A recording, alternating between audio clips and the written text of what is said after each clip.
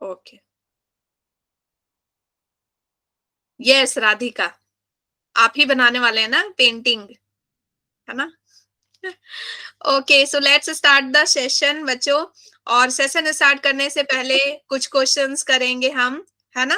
ताकि हमारे रिवीजन भी जरूरी है ना, रिवीजन भी होती रहे और मुझे पता चलते रहे कि आप पढ़ाई कर रहे हैं कि नहीं, क्योंकि मैं तो अपना काम टाइमली कर रही हूँ ना।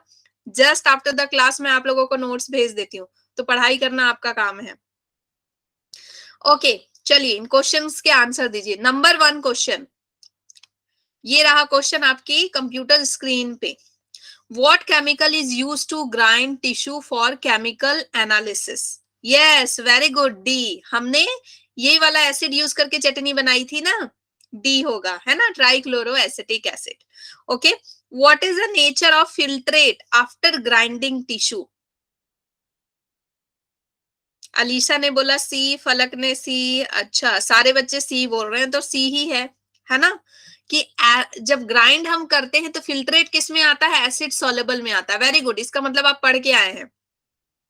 Which of these component have least percentage by weight in earth crust? Earth crust में किसकी परसेंटेज कम होती है? तो मैंने इसकी ट्रिक दी थी आपको, मैंने ट्रिक दी थी कि किसकी परसेंटेज ज्यादा होती है, लेकिन यहाँ पे क्या है, किसकी परसेंटेज लीस्ट होती है। तो आप डी और ए में कंफ्यूज है, होना भी चाहिए, क्योंकि डी और ए किस में पाया जाता है? ह्यूमन बॉडी में। तो सबसे कम किस में होता है बच्चों? सबसे कम कौन होता है? नाइट्रोजन। सबसे कम कौन होता है? नाइट्रोजन। ठीक है, ऑक्सीजन फिर भी 46% के आसपास पाया जाता है, लेकिन नाइट्रोजन एकदम वेरी वेरी वेरी लिटिल होता है। ठीक है, D will be the answer. Yes, Alisha ने तो पूरा बता दिया परसेंटेज के साथ, इसका मतलब अलीशा बुक खोल करके बैठी है। Okay, so let's start the amino acid new topic. अच्छा, एक बार फिर से वो ट्रिक बता दीजिए बच्चों। वो ट्रिक थी अर्थ क्रस्ट में किसकी परसेंटेज हाई होती है ना? तो वो ट्रिक थी, हीना कैफे में सस्ती मैगी खाती है, हीना कैफे में सस्ती मैगी खाती है। ठीक है, hydrogen, sodium, calcium, silicon, magnesium. Okay, ये थी ट्रिक।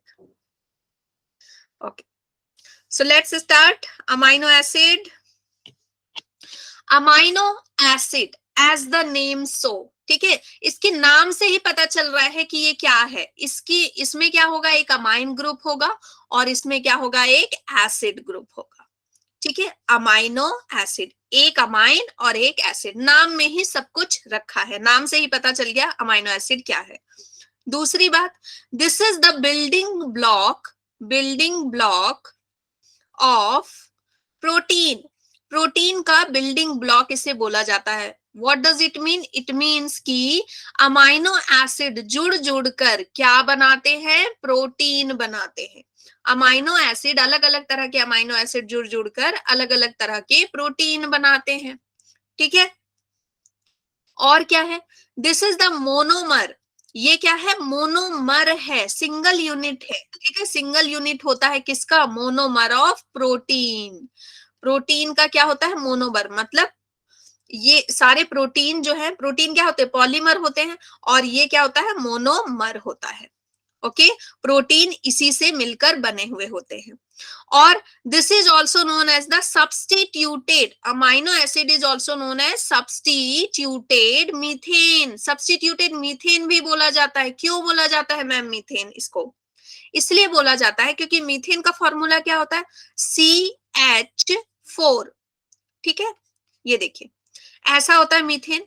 अब ये वाला डायग्राम, जो बगल वाला डायग्राम है, इसको ध्यान से देखिए। सब्स्टिट्यूटेड का मतलब क्या? किसी चीज को हटा देना, किसी चीज को हटा के कोई दूसरी चीज लगा देना। तो अगर मैं ये वाला हाइड्रोजन हटा के ये लगा दूं तो, ठीक है, इसमें अमाइनो एसिड में क्या होता है? ये वाला हाइड्रोजन हटा के अमाइनो ग्रुप लगा दिया जाता है, ये हाइड्रोजन हटा के कार्बोक्सिल ग्रुप लगा दिया जाता है, ये वाला हाइड्रोजन वैसे ही रहने दिया जाता है। मतलब नीचे चाहे ऊपर कोई भी एक हाइड्रोजन ऐसे ही रहने दिया जाता है। सब कुछ आप किसी का नहीं ले सकते ना, सब कुछ ले लेंगे तो सदमे में चला जाएगा। ठीक है, और नीचे वाला हाइड्रोजन हटा के हमने आर ग्रुप लगा दिया। आर ग्रुप क्या होता है बच्चों? वेरिएबल। आर की जगह ना आप कुछ भी लगा सकते हैं, आर की जगह पे अल्कोहल लगा सकते हैं, फिनाइल की रिंग लगा सकते हैं, ठीक है, कुछ भी लगा सकते हैं आर की जगह। Okay, that's why it is known as substituted methane. सारा एच हटा करके हम नई नई चीजें लगा रहे हैं, ठीक है। अमाइन ग्रुप बच्चों बेसिक होता है। अमाइन क्या होता है? हमेशा बेसिक होता है, बेस होता है। और कार्बोक्सिल क्या है? एसिड होता है, ठीक है। तो ये ऐसा होता है जिसमें कि एसिड और बेस दोनों ही पाए जाते हैं अमाइनो एसिड में। ओके, और क्या बात है इसमें, क्या लर्न करना है आपको कि जो अमाइनो एसिड है ना वो एक दूसरे से कैसे जुड़े रहते हैं। ऐसे बाहें फैला लेते हैं सारे और एक दूसरे से जुड़े हुए रहते हैं। मान लीजिए कि ये बच्चे हैं ऐसे, है ना, ये अमाइनो एसिड अलग अलग बच्चे हैं, इन्होंने अपना हाथ फैला लिया और एक चेन बना दी, और इसको क्या बोल रहे हैं हम? प्रोटीन। इस चेन को क्या बोल रहे हैं? प्रोटीन। तो ये जो बॉन्ड प्रेजेंट है इनके बीच में, उस बॉन्ड को क्या बोलते हैं? पेप्टाइड। क्या बोलते हैं? Peptide bond. ओके, केमिकली ये कैसे बनता है ये मैं आपको पढ़ाऊंगी प्रोटीन में, कि प्रोटीन कैसे अमाइनो एसिड से जुड़ जुड़ के बनता है, कंडेंसेशन होता है, हाइड्रोलाइसिस होती है, वो सब मैं प्रोटीन में बताऊंगी। लेकिन अभी बस आप इतना समझिए कि इन दोनों के बीच में कौन सा बॉन्ड होता है? Peptide bond. और बहुत सारे पेप्टाइड बॉन्ड प्रेजेंट होते हैं तो उसी को हम क्या बोलते हैं? पॉलीपेप्टाइड, ठीक है, पॉलीपेप्टाइड बॉन्ड, ठीक है। पेप्टाइड बॉन्ड होता है, बहुत सारे बॉन्ड हैं तो पॉलीपेप्टाइड बॉन्ड बोलते हैं। एक और बात, खास बात, कि बच्चों जो अमाइनो एसिड जहां से स्टार्ट होता है, मान लीजिए आप लोग क्या है? अमाइनो एसिड है। युवराज, अलीशा, फलक, ये सारे अमाइनो एसिड है। तो मान लीजिए फलक से स्टार्ट हो रहा है चेन बनना, ठीक है। तो फलक है, शुभांगी है, युवराज है, ठीक है, अलीशा है, किरण है, ये सारे क्या बना रहे हैं? एक प्रोटीन की चेन बना रहे हैं, ठीक है। तो फलक से स्टार्ट हुआ, जिस अमाइनो एसिड से स्टार्ट होगा, कोई बात नहीं, ठीक है, कोई बात नहीं, अभी भी आप अगर सुनेंगे तो आपको समझ में आ जाएगा। तो हम क्या बना रहे हैं? प्रोटीन बना रहे हैं। तो अगर फलक से स्टार्ट हुआ तो फलक क्या है? एन टर्मिनल है, मतलब जिस अमाइनो एसिड से चेन बननी स्टार्ट होगी उसको क्या बोलते हैं? N terminal. बच्चों इससे कई बार क्वेश्चन आया है। और जहां पे एंड होता है, जहां पे एंड हो जाता है उसको क्या बोलते हैं? C terminal, C terminal. तो काफी बार ना आंसर करते हुए आप भूल सकते हैं कि एन वाला पहले आता है कि सी वाला। तो कैसे याद रखना है? एन टर्मिनल से याद रखना, जो एन वाला है ना वो बोलता है नेक्स्ट नेक्स्ट नेक्स्ट ऐड करो, नेक्स्ट ऐड करो, नेक्स्ट ऐड करो। मतलब ये स्टार्टिंग वाला है और ये नेक्स्ट नेक्स्ट ऐड करता जाता है, N for next next add करता जाता है, ठीक है। और लास्ट में सी टर्मिनल होता है। ओके, और एक खास बात आपने बुक में पढ़ा होगा, alpha carbon, alpha carbon, alpha carbon क्या होता है? यस, है ना, याद रह जाएगा। फलक को तो बिल्कुल भी याद रह जाएगा एंड टर्मिनल क्या होता है, क्योंकि फलक से ही स्टार्ट हुआ था, ठीक है। और किरण से एंड हुआ था तो किरण को भी याद रह जाएगा सी टर्मिनल। ओके, अब देखिए अल्फा कार्बन क्या होता है? अल्फा कार्बन ऐसे कार्बन होते हैं, ये कौन सा कार्बन है? Alpha carbon. अल्फा कार्बन ऐसे कार्बन होते हैं जिसके चारों पड़ोसी ना अलग अलग होते हैं, ठीक है। या फिर अल्फा कार्बन कहीं कहीं क्या लिखा है? अल्फा कार्बन वो कार्बन होते हैं जिसमें एक अमाइन ग्रुप होता है और एक तरफ एसिडिक ग्रुप होता है। मतलब एक ही कार्बन से अमाइन भी जुड़ा है, एक ही कार्बन से कार्बोक्सिल भी जुड़ा है, ठीक है। या फिर आप बोल सकते हैं कि चारों पड़ोसी क्या अलग अलग हैं, ठीक है। एक है बहुत ही गुस्से वाला एसिडिक है, और एक है बहुत ही शांत रहने वाला बेसिक, ठीक है। तो जब आपके चारों पड़ोसी अलग अलग तरह के हैं तो आप क्या बोल सकते हैं? आई एम अल्फा, ठीक है, आई एम अल्फा मैन।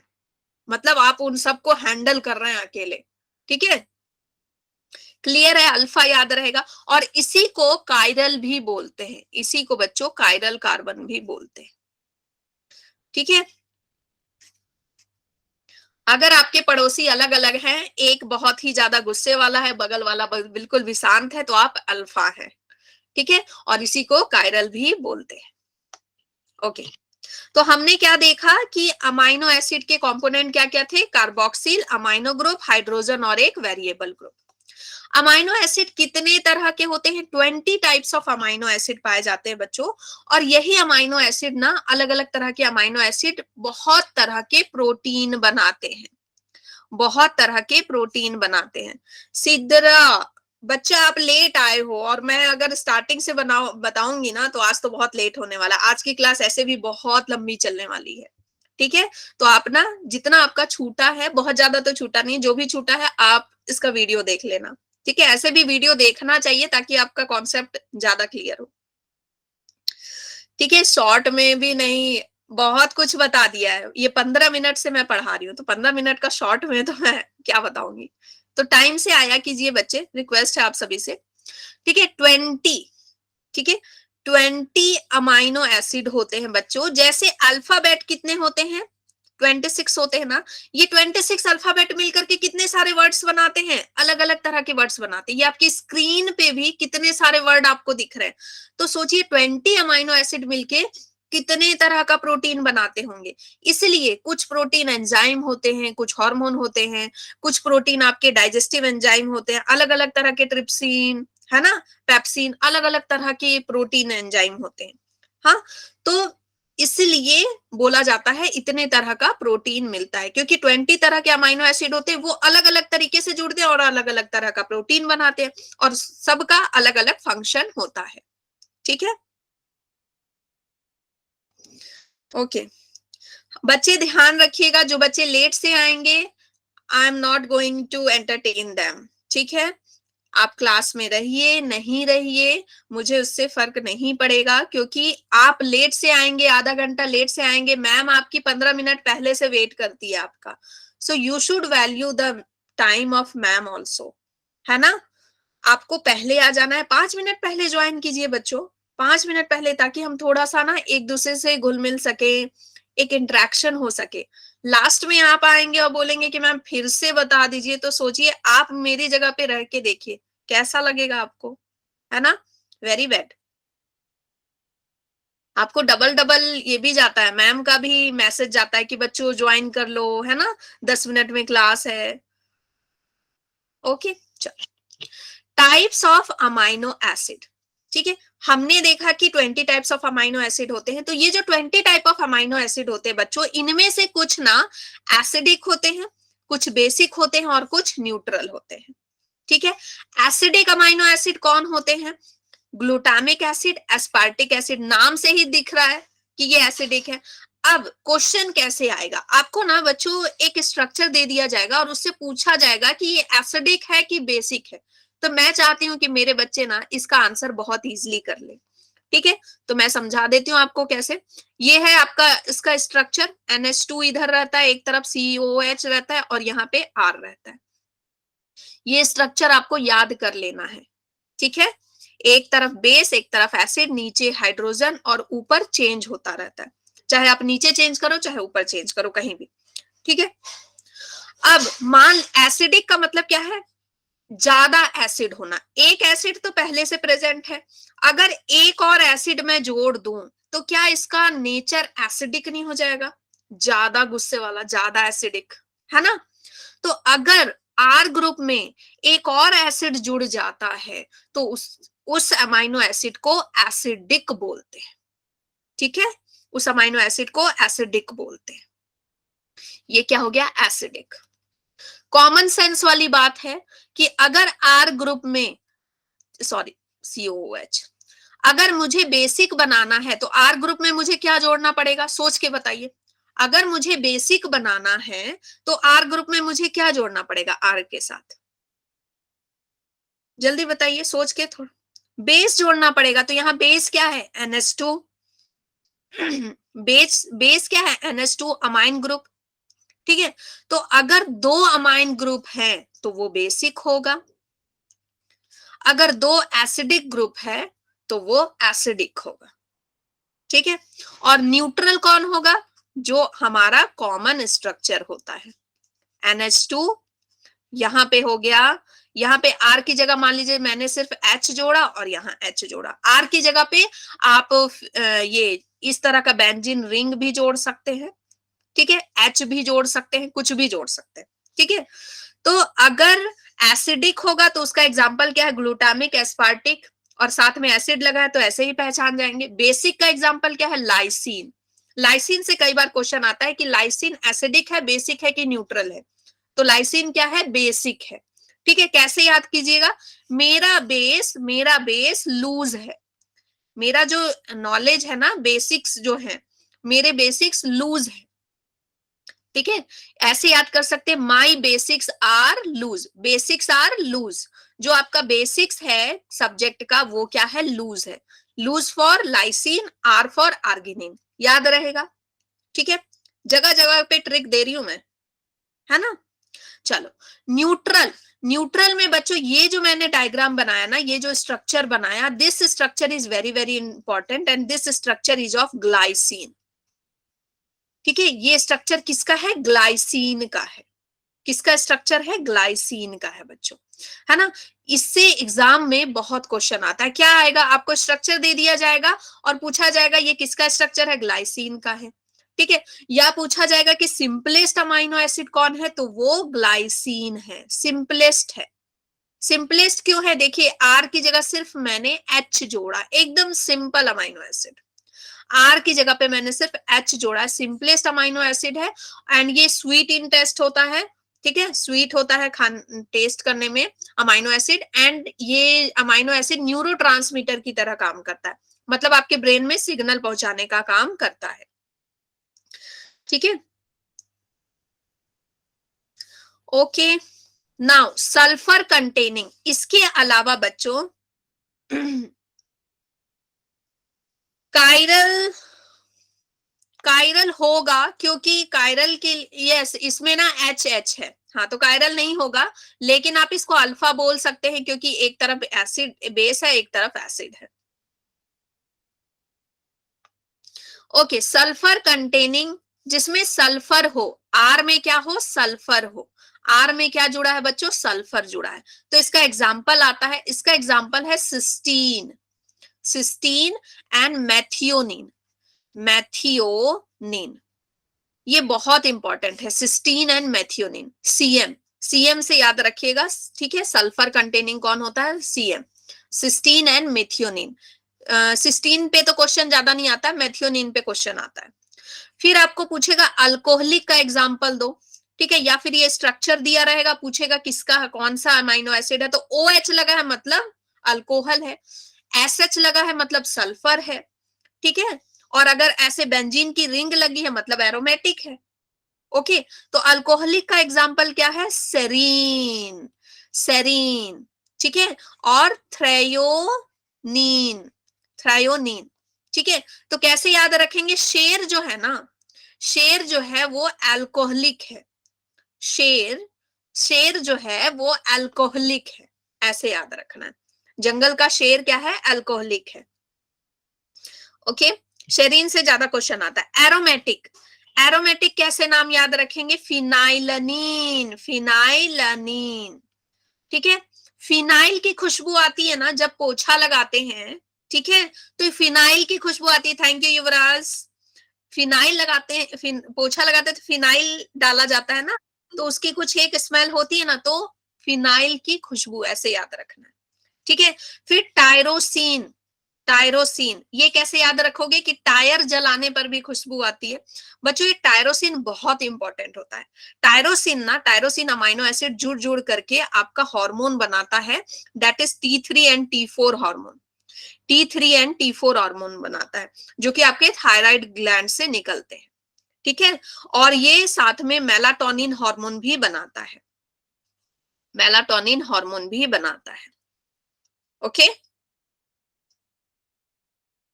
अब ये वाला पार्ट बहुत ध्यान से सुनिएगा बच्चों, बहुत ध्यान से सुनिएगा, इसलिए क्योंकि इस पार्ट से ना अलग अलग डिफरेंट डिफरेंट कॉम्पिटिटिव एग्जाम में क्वेश्चन आते हैं कि अमाइनो एसिड टोटल कितने हैं, 20, इन 20 अमाइनो एसिड को हम on the basis of availability in human body भी डिवाइड करते हैं, 10 10 में 10 होंगे एसेंशियल और 10 होंगे नॉन एसेंशियल। ठीक है, एसेंशियल अमाइनो एसिड कौन होते हैं? एसेंशियल अमाइनो एसिड वो अमाइनो एसिड होते हैं जिसको आपकी बॉडी नहीं बनाती है।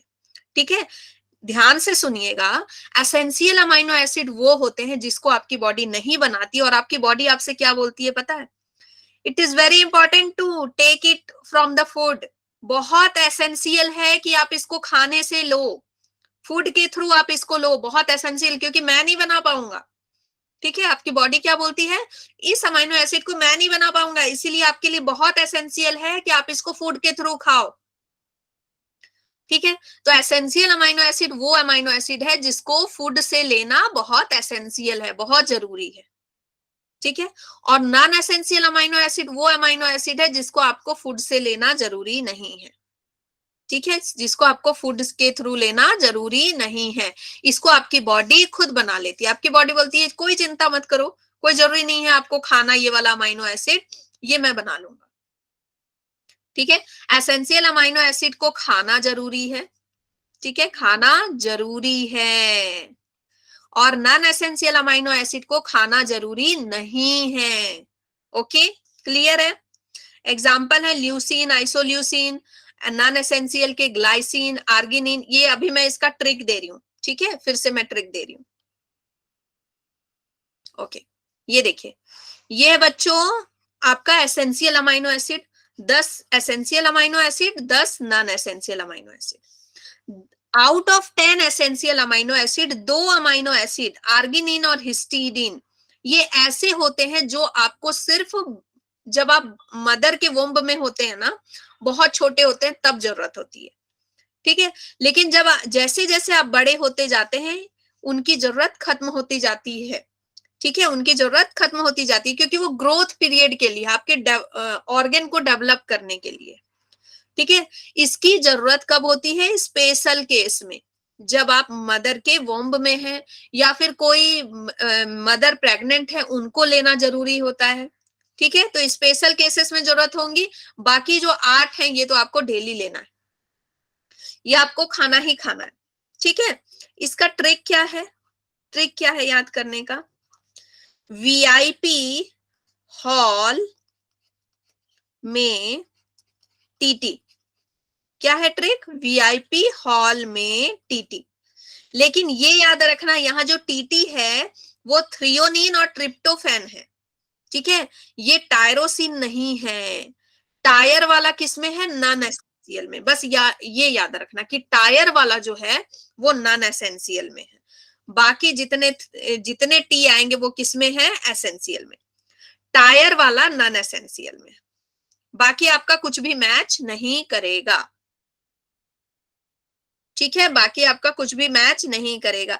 तनु, you are late in class. ठीक है, वीआईपी हॉल में टीटी। ठीक है, क्लियर है? ट्रिक ट्रिक क्लियर है सबको?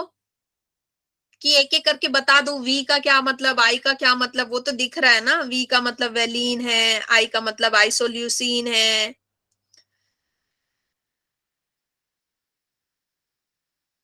बच्चों, एसेंशियल अमाइनो एसिड में ये 2 को छोड़, मतलब टोटल 10 होते हैं। 10 का नाम आपको याद नहीं करना है, बस ट्रिक याद करनी है, क्योंकि नाम नहीं पूछता है आपको ना। जैसे कुछ एग्जांपल दे देगा, जैसे आइसोल्यूसिन दे दिया, ल्यूसिन दे दिया, मेथियोनिन दे दिया, उसके बाद मान लीजिए आपको ग्लाइसिन दे दिया, तो उसमें पूछेगा कि which of the following is non essential amino acid. तो आपको ट्रिक देखना है कि क्या जी आ रहा है आपकी ट्रिक में, क्या जी आ रहा है? नहीं आ रहा है। ठीक है, तो ये किस में जाएगा? नॉन एसेंशियल में जाएगा। ठीक है, बन जाएगा। बस टी अगर आएगा तो ध्यान दीजिएगा, थ्रियोनिन और ट्रिप्टोफैन है इसमें, टायर वाला नहीं है। टायर वाला किसमें है? नॉन एसेंशियल में। ओके, एंड अब थोड़ा थोड़ा सभी लोग पानी पी लीजिए। नॉन एसेंशियल का ट्रिक याद करने की जरूरत नहीं है, एक ही याद कीजिए, नहीं तो दोनों में कंफ्यूज हो जाएंगे। ठीक है, अब थोड़ा थोड़ा सभी पानी पिएंगे, क्योंकि अब हम बहुत इंपॉर्टेंट चीज पढ़ने वाले हैं, दैट इज ज्यूपिटर आयन। ठीक है, बच्चों को बहुत कंफ्यूज करता है। सारे पानी पिएंगे मैम के साथ, है ना? कि क्या है कि मैम एक अच्छी आदत आप लोगों में डाल रही है पानी पीने की। चल, ओके डन। पी लिया ना? Great. What is zwitter ion? What is zwitter ion? ठीक है, वेरी गुड राधिका। ज्वीटर का मतलब क्या होता है बच्चों? हाइब्रिड। ज्वीटर का मतलब क्या होता है? हाइब्रिड। ठीक है, हाइब्रिड आयन है ये, मतलब ये एक ऐसा आयन है जिसके पास पॉजिटिव चार्ज भी है और नेगेटिव चार्ज भी है। ये एक ऐसा आयन है जिसके पास पॉजिटिव भी है, नेगेटिव भी है। ठीक है, हाइब्रिड का मतलब क्या होता है? दो अलग अलग तरह की चीजें एक साथ। तो यहाँ पॉजिटिव चार्ज भी है, नेगेटिव चार्ज भी है। ठीक है, अब ध्यान से देखिए क्या होता है। ज्यूटर आयन को समझाने के लिए मैं एक प्रैक्टिकल कराना चाहती हूँ। ठीक है, 3 कंटेनर मैंने ले लिए। 3 कंटेनर मैंने ले लिए। अब तीनों कंटेनर में अलग अलग चीज, अलग अलग सॉल्यूशन होगा। ये फर्स्ट कंटेनर में मैंने एसिडिक पीएच वाला सॉल्यूशन रखा है। Acidic pH. ठीक है, मतलब कि थोड़ा मतलब बहुत ज्यादा एसिड, मतलब एसिड लेमन अमन टाइप का। मान लीजिए लेमन का जूस रखा है, वो भी एसिडिक होता है ना। ठीक है, विनेगर रखा है। इसमें मैंने न्यूट्रल पीएच वाला चीज सॉल्यूशन रखा है, जैसे मान लीजिए पानी। ठीक है, इसमें मैंने बेसिक पीएच रखा है, जैसे सोप वाटर। बेसिक पीएच वाला सॉल्यूशन रखा है। तीनों में मैंने सॉल्यूशन डाल दिया है, भर दिया सॉल्यूशन। ओके, अब मैं क्या करूंगी? तीनों में अमाइनो एसिड डालूंगी। तीनों में क्या डालूंगी? Amino acid. तीनों में मैंने क्या डाल दिया? Amino acid. ठीक है, अब क्या होगा? ये कुछ तो रिएक्ट करेंगे उनके साथ। जब ये एसिडिक पीएच में जाएंगे बच्चों, जब ये एसिडिक पीएच में जाएंगे तो एसिड क्या करता है? एसिड की प्रॉपर्टी क्या होती है? Acid donate proton. ठीक है, एसिड डोनेट प्रोटॉन मतलब H+। एसिड अपने अंदर का H+ किसको दे देगा? अमाइनो एसिड को। बोलेगा भाई तू ले ले, मेरे पास बहुत है। ठीक है, भाई तू एक प्रोटॉन ले ले, मेरे पास बहुत है। तो जब इसने H+ इसको दिया तो यहां पर देखिए एक H एक्स्ट्रा आ गया। NH2 था ना, NH3 आ गया। NH2 था, NH3 आ गया। और ये क्या हो गया? इसकी तो बल्ले बल्ले हो गई, इसके पास ज्यादा पैसे आ गए, तो ये हो गया पॉजिटिव। ये क्या हो गया? पॉजिटिव। ठीक है, अब ध्यान से देखिए, बेस में जब मैंने बेसिक में डाला, बेसिक पीएच सॉल्यूशन में अमाइनो एसिड को डाला, तो बेस का क्या होता है फीचर? Base gain proton. ये ना प्रोटॉन को गेन करता है, मतलब ले लेता है किसी से। भाई दे दो मुझे, मेरे पास कम है। तो ये अमाइनो एसिड से प्रोटॉन ले लेगा, H+ ले लेगा। ठीक है, तो इसने क्या किया? अमाइनो एसिड के पास, है ना, अमाइनो एसिड के पास यहाँ COOH था ना, तो वो वाला ले लिया इससे। तो बेचारा COOH क्या रह गया? COO-। उसने दे दिया, बोला ले लो, ले लो जाओ। ठीक है, तुमको चाहिए तुम ले लो। तो ये क्या हो गया? नेगेटिव में चला गया, इसका बैंक बैलेंस कम हो गया। ठीक है, ओके। अब ध्यान से सुनिए, जब मैंने न्यूट्रल में रखा, न्यूट्रल में रखा, ठीक है ना, ना एसिडिक है ना बेसिक है, तो यहाँ ना ये आपस में ही लेन देन करने लगे। जो COOH था ना, वो बहुत ही दिलदार था, उसने अपना H दे दिया इसको, NH2 को। क्योंकि क्या है कि जब सॉल्यूशन में कोई चीजें जाती है बच्चों, तो आयंस मूव करते हैं। सॉल्यूशन में जब हम किसी चीज को रखते हैं तो आयंस मूव करते हैं। ठीक है, तभी इसीलिए नमक घुल जाता है, चीनी घुल जाती है ना, इसीलिए घुलती है क्योंकि आयंस वगैरह क्या होते हैं? मूव करते हैं। तो ये वाला आयन मूव करके कहाँ चला गया? इसके पास, अमाइन के पास चला गया। तो ये पॉजिटिव हो गया और ये नेगेटिव हो गया। तो यहाँ पे क्या हो गया? एक ही आयन में, एक ही अमाइनो एसिड में पॉजिटिव चार्ज भी हो गया, नेगेटिव चार्ज भी हो गया। समझ गए? इसी को बोलते हैं ज्वीटर आयन फॉर्म। तो आपको तीनों डायग्राम दिए होंगे, मतलब तीनों स्ट्रक्चर दिया होगा। आपसे पूछेगा कि इन तीनों में से ज्विटर आयनिक फॉर्म कौन सा है, तो याद रखिएगा जहां पे पॉजिटिव चार्ज भी आ रहा है और नेगेटिव चार्ज भी आ रहा है। ठीक है, पॉजिटिव चार्ज भी आ रहा है और नेगेटिव चार्ज भी आ रहा है, वो ज्विटर आयनिक फॉर्म होता है। ज्विटर आयनिक फॉर्म किस में बनता है? न्यूट्रल पीएच में बनता है। क्लियर है? क्लियर है? जल्दी थम्स अप भेजिए, जल्दी थम्स अप भेजिए। ओके, युवराज को समझ में आ गया। ख्वाहिश, राजपूत, यस, ईशानी, शुभांगी, सबको समझ में आ गया। तनु, फलक, सबको समझ में आ गया। अच्छा, अनन्या को भी, आन्या, ओके। अब नेक्स्ट बढ़ते हैं। ये बच्चों मैंने यहाँ पे ना आपके हेल्प के लिए लिख दिया है, आपके हेल्प के लिए लिख दिया है कि कभी को आप मेरी बातें भूल जाओ ना, तो ज्विटर आयन एक बार आप इसको पढ़ेंगे आपको समझ में आ जाएगा। ठीक है, आपके हेल्प के लिए लिख दिया है। Okay, next move to the lipid. Lipid में हम आ जाते हैं। लिपिड क्या होते हैं बच्चों? फैट और फैट लाइक सब्सटेंसेस। ठीक है, तो जितने भी फैट होते हैं, ग्लिसराइड होते हैं, वैक्स होते हैं, sterol, phospholipid, fat soluble vitamin, ये सारे क्या होते हैं? लिपिड होते हैं। ठीक है, लिपिड इनसॉल्युबल इन वाटर होते हैं, वाटर में इनसॉल्युबल होते हैं, and they are soluble in organic solvent. कौन कौन सा ऑर्गेनिक सॉल्वेंट? लाइक क्लोरोफॉर्म, ठीक है, क्लोरोफॉर्म में हो सकते हैं, एंड अल्कोहल में हो सकते हैं। ठीक है, जब मान लीजिए आप कोई प्रोडक्ट खरीदते हैं बाहर से, ठीक है, आप कोई प्रोडक्ट खरीदते हैं बाहर से और आप उससे पूछते हैं कि क्या इसमें फैट है, तो वो आपको बोलेगा ये देखो लिखा तो है 0% फैट है, फैट नहीं है, लेकिन आपको टेस्ट करना, आपको विश्वास नहीं है। ठीक है, तो आप अल्कोहल लीजिए, अल्कोहल में उस प्रोडक्ट को डालिए, अगर वो मिल्की टर्न हो गया अल्कोहल, ठीक है, अगर उसने कलर चेंज किया और दूध जैसा हो गया, इट मीन्स कि उसमें फैट था। ठीक है, इट मीन्स कि उसमें फैट था। ओके, तो ये अल्कोहल में सॉल्युबल होता है। ओके, एंड दे आर बायोमाइक्रोमोलिक्यूल, हमने पढ़ा माइक्रोमोलिक्यूल होते हैं, लेकिन चूंकि ये बहुत चालाक होते हैं, क्लस्टर में रहते हैं, ये क्या बना देते हैं? ये कहाँ रह जाते हैं? एसिड इनसॉल्युबल पूल में, है ना। ये बहुत चालाक होते हैं, क्लस्टर में रहते हैं, इसलिए ये एसिड में सॉल्युबल नहीं हो पाते हैं, लेकिन ये है क्या? Bio micromolecule. बच्चों मैं बार बार ये लाइन पिछली क्लास में भी बोली थी, अभी भी बोल रही हूँ, इसका मतलब ये इंपॉर्टेंट है। ठीक है, इसकी साइज क्या होती है बच्चों? इसकी साइज क्या होती है? 18 से 800 डाल्टन, 18 टू 800 डाल्टन इसकी साइज होती है। This is also very important.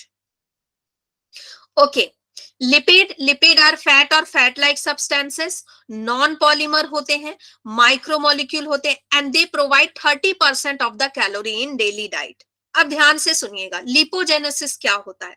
Lipogenesis होता है लिपिड का सिंथेसिस। ठीक है, लिपिड का synthesis in your body, in our body. ठीक है, कौन बनाता है? एडिपोज टिश्यू बनाता है। आपके जो टिश्यूज होते हैं, एडिपोज टिश्यू, फैट टिश्यू जिसको बोला जाता है, वो बनाते हैं, एंड लीवर बनाता है। ठीक है, अब मैम हम लिपिड के बारे में क्यों पढ़ रहे हैं? क्यों पढ़े हैं हम लिपिड के बारे में? लिपिड का कुछ रोल तो होगा ना।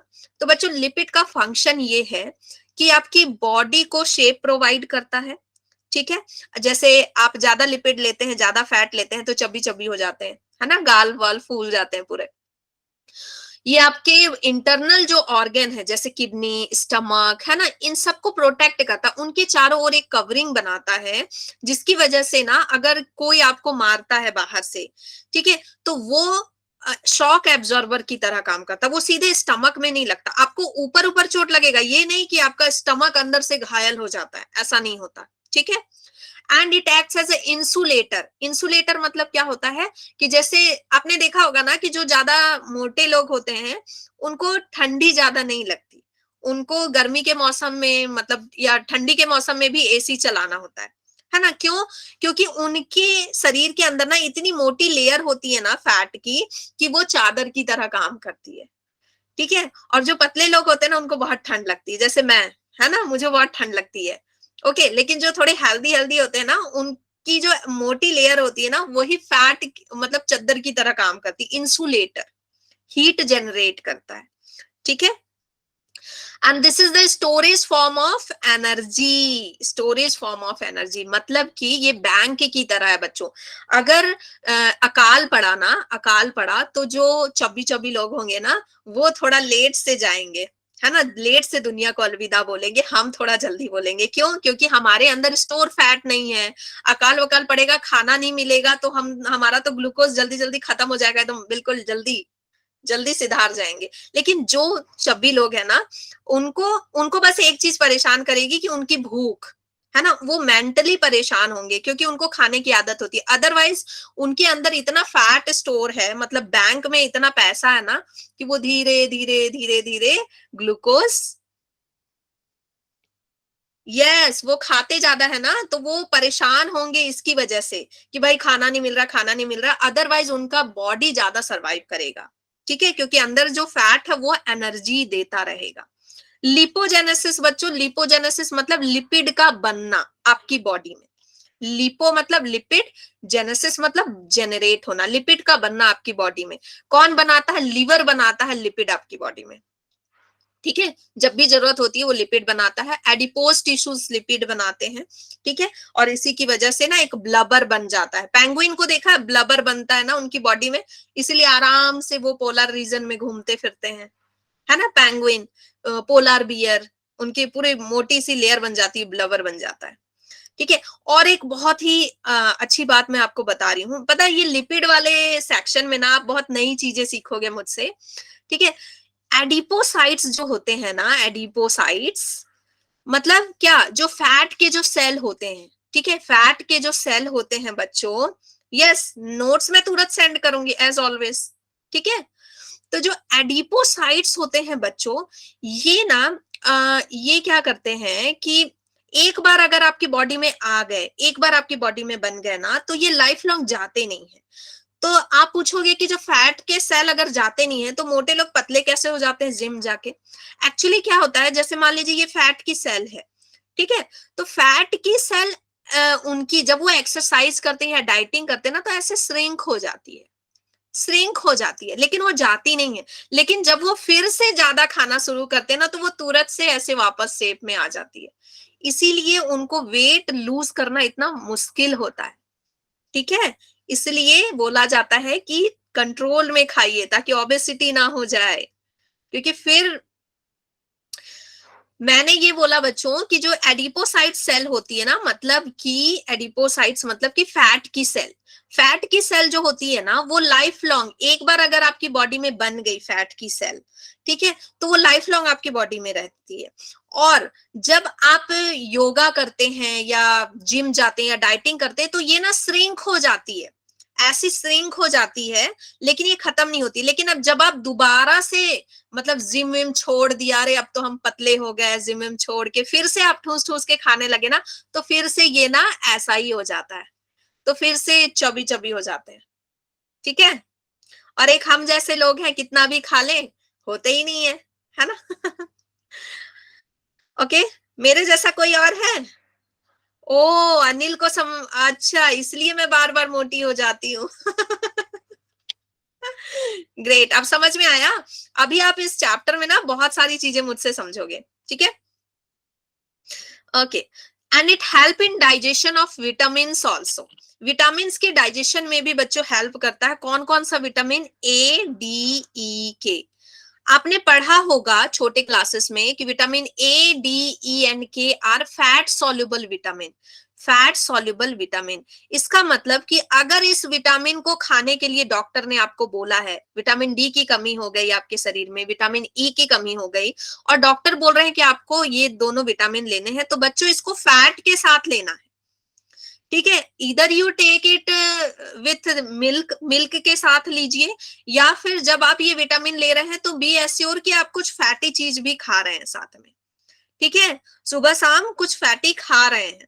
ओके, तो फैट के साथ लेने का मतलब ये नहीं कि आप लेस कुरकुरे ये सब पिज्जा वगैरह खाने लगिए, है ना, that is not okay.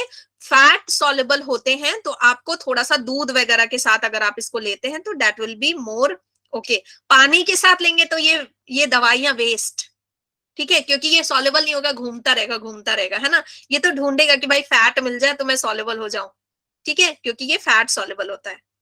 Clear है? हाँ हाँ, यही सब पूरी में डाल के खाओगे दवाइयां, है ना। नहीं तो ज्यादा अच्छा रहेगा कि हम थोड़ा उस समय ये ले लें, दूध ले लें, है ना, बटर, बटर वाला, थोड़ा मक्खन वाला दूध ले लें, अच्छा मलाईदार दूध। ओके, चलो। और इसका भी एक ट्रिक है बच्चों, फैट सॉल्युबल विटामिन को याद रखने का, इसको कीड़ा बोलते हैं। क्या बोलते हैं? कीड़ा। पीछे से पढ़ो, कीड़ा, है ना। चलो, क्लासेस ऑफ लिपिड्स, लिपिड्स को हम कैसे डिवाइड करते हैं? होमोलिपिड होते हैं, हेट्रोलिपिड और ग्लिसराइड होते हैं, ठीक है। होमोलिपिड कौन होते हैं? होमो का मतलब एक जैसे, मतलब या तो ये फैटी एसिड के बने होंगे टोटली, यस सेम, या तो सिर्फ ग्लिसरॉल के बने होंगे, ठीक है। हेटेरो मतलब डिफरेंट, तो हेटेरो, अब मेरे बच्चे जो है ना मेरे ही तरह पढ़ने लगे हैं अलग अलग वर्ड को कर करके, है ना। हेटेरो में क्या है बच्चों? ये फैटी एसिड प्लस ग्लिसरॉल के साथ कुछ और भी चीजें लगी हैं, जैसे कहीं पे फॉस्फेट लग गया है, कहीं पे ग्लूकोज लग गया है, कहीं पे प्रोटीन लग गया है, तो उसको बोलते हैं हेटेरोलिपिड, ठीक है। फिर ग्लिसराइड क्या होते हैं? ग्लिसराइड मतलब बच्चों ग्लिसरॉल और साथ में fatty acid, glycerol plus fatty acid साथ में अटैच है, उसको ग्लिसराइड बोलते हैं। अगर एक फैटी एसिड की चेन अटैच है तो मोनोग्लिसराइड बोलते हैं, दो फैटी एसिड की चेन अटैच है तो डाइग्लिसराइड बोलते हैं, तीन फैटी एसिड की चेन अटैच है तो ट्राइग्लिसराइड बोलते हैं, ठीक है। और जो ट्राइग्लिसराइड होता है सबसे कॉमन टाइप का लिपिड होता है, मोस्टली जगह पाया जाता है, ठीक है। तो देखो, लिपिड को हम और तरीके से भी बांट सकते हैं, simple, compound and derived. Simple में कौन आएगा? ट्राइग्लिसराइड, बेचारा सिंपल ग्लिसरॉल और फैटी एसिड है, ठीक है। वैक्सेस, आपके ऑयल, ये सारे आ जाएंगे सिंपल में। कंपाउंड में अगेन कौन आ जाएगा? हेट्रो वाला सारा, है ना, जो कि लिपिड के साथ ग्लूकोज जुड़ा है, लिपिड के साथ फॉस्फेट जुड़ा है, लिपिड के साथ प्रोटीन जुड़ा है, उसको बोलते हैं कंपाउंड। अब ये देखिए, लिपोप्रोटीन में मैं एलडीएल और एचडीएल भी डाला है मैंने, ये क्या है मैम? ठीक है, ये भी आप देखिए, आपके जनरल लाइफ से रिलेटेड मैं कुछ बता रही हूँ। जब भी किसी का कोलेस्ट्रॉल बढ़ता है ना, अच्छा ग्लासेस ऐसे करने की ना, ये एक्चुअली गिरता है ठीक है। लिपोप्रोटीन, कभी कभी पता है क्या होता है कि ग्लासेस नहीं भी लगी होती है ना, तो मैं ऐसे करती हूँ, फिर मुझे याद आता है, अरे मैं तो ग्लासेस पहनी ही नहीं है ना। लिपोप्रोटीन में बच्चों एलडीएल और एचडीएल होता है, तो अगर किसी का कोलेस्ट्रॉल चेक होगा ना, तो डॉक्टर वो रिपोर्ट में आएगा आपका एलडीएल और एचडीएल आता है, ठीक है। एलडीएल क्या होता है? Low density lipid, low density, ठीक है। लिपोप्रोटीन एक्चुअली इसको बोलते हैं, तो आप इसको लो डेंसिटी लिपिड भी बोल सकते हैं, ठीक है। और एचडीएल क्या होता है? High density lipid. तो अगर हाई डेंसिटी लिपिड का आपके बॉडी में ज्यादा है अमाउंट, इसका मतलब आपको खुश होना चाहिए, क्योंकि ये गुड लिपिड है, ये बैड लिपिड को भी किल कर देते हैं। अगर लो डेंसिटी वाला ज्यादा है, इट मीन्स की खतरे की घंटी, इट मीन्स की खतरे की घंटी, जल्दी से जल्दी आपको क्या कर देना चाहिए? अपने डाइट से फैट वगैरह एकदम कम कर देना चाहिए, ठीक है। इसका मतलब कोलेस्ट्रॉल बढ़ा है। और ये जो लो डेंसिटी वाले होते हैं, अगर आप कोई प्रोडक्ट खा रहे हैं वहां एलडीएल लिखा है कि लो डेंसिटी लिपिड है, तो उसको मत खाइए, एचडीएल लिखा है तो जरूर खाइए, ठीक है। क्लियर है बच्चों? अब आते हैं डिराइव्ड में। डिराइव्ड में कौन आते हैं? जैसे ग्लिसरॉल के साथ अगर अलग अलग तरह के फैटी एसिड जुड़ते हैं ना, तो उसको बोलते हैं डिराइव्ड, मतलब कुछ बन के आया है, सिंपल और कंपाउंड को मिलकर के ना कुछ नया बना है, डिराइव्ड हुआ है नया, ठीक है। तो इसमें सबसे क्वेश्चन आता है पैल्मिटिक और एराकिडोनिक से। पैल्मिटिक बच्चों वो होता है जैसे कोकोनट ऑयल, कोकोनट ऑयल में ना पैल्मिटिक लिपिड होता है, क्योंकि कोकोनट ऑयल में एक अलग बात होती है कि जैसे सारे ऑयल क्या होते हैं? हमेशा लिक्विड रहते हैं, चाहे कितनी भी ठंडी हो, सारे ऑयल हमेशा लिक्विड रहते हैं ना। सरसों का तेल हो, चाहे आपका ऑलिव ऑयल हो, ये सारे लिक्विड रहते हैं। लेकिन नारियल का तेल ही ऐसा तेल होता है जो क्या हो जाता है? ठंडी आते ही जम जाता है, है ना। क्यों? क्योंकि यही रीजन है कि ये ना डिराइव्ड है, ये अलग अलग तरह के फैटी एसिड के ये जो चेन होते हैं ना, ये अलग अलग तरह के होते हैं। ओके, एक और बात, एरेकिडोनिक, एरेकिडोनिक जो होता है ना, ये जहां भी पाया जाता है ये बेस्ट ऑयल होता है। एरेकिडोनिक आपके बटर सॉरी पीनट ऑयल में पाया जाता है, पीनट में, बादाम के तेल में। ठीक है, चलो, फैटी एसिड, फैटी एसिड, मैं बार बार फैटी एसिड कर रही हूं मैम, फैटी एसिड होता क्या है? फैटी एसिड में कार्बोक्सिल ग्रुप होते हैं, ठीक है, ये देखिए कार्बोक्सिल ग्रुप, और एक आर ग्रुप होता है, एक आर ग्रुप होता है। आर ग्रुप हमेशा क्या होगा? चेंज होता रहेगा। आर ग्रुप बार बार चेंज होता रहेगा, आप इसको चेंज कर सकते हैं। आर ग्रुप में आप मिथाइल ऐड कर सकते हैं, इथाइल ऐड कर सकते हैं, और कोई कार्बन ऐड कर सकते हैं। ठीक है, तो यहां चूंकि एसिड था इसलिए हमने क्या जोड़ा? COOH, एक एसिड जोड़ा। ठीक है, ओके। अब ये देखिए, आपका क्वेश्चन आता है बच्चों पैल्मिटिक एंड एराकिडोनिक एसिड से। क्या क्वेश्चन आता है कि पैल्मिटिक में कितने कार्बन होते हैं? 16 कार्बन होते हैं। देखिए, ये आपका COOH वाला ग्रुप है ये, और इधर वाला जितना है ये क्या है बच्चों? आर है। ठीक है, आर है। इसमें देखिए टोटल, टोटल मिला के 16 है, 16 कार्बन है, 14, 15 एंड 1 16। ठीक है, 16 कार्बन। बच्चों डरना नहीं है, इसका स्ट्रक्चर नहीं आएगा, बस आपसे पूछा जाएगा कि कितने कार्बन होते हैं। और पैल्मेटिक एसिड किसमें पाया जाता है? आपके नारियल तेल में। ठीक है, कोकोनट ऑयल में। एंड एराकिडोनिक एसिड में कितने होते हैं? 20 कार्बन होते हैं, 20 कार्बन होते हैं। और देखिए यहाँ पे कार्बन 20 है, हाइड्रोजन 32 है, लेकिन ऑक्सीजन सिर्फ 2 है। लिपिड में कोई भी फॉर्मूला हो उसमें ऑक्सीजन हमेशा 2 होगा, ऑक्सीजन हमेशा 2 होगा। इसका फॉर्मूला ही होता है CnH2nO2। ठीक है, अब ये वाला स्लाइड बहुत इंपॉर्टेंट है, ध्यान से सुनिएगा। फैटी एसिड दो तरह के होते हैं, saturated and unsaturated fatty acid. ठीक है, saturated and unsaturated fatty acid.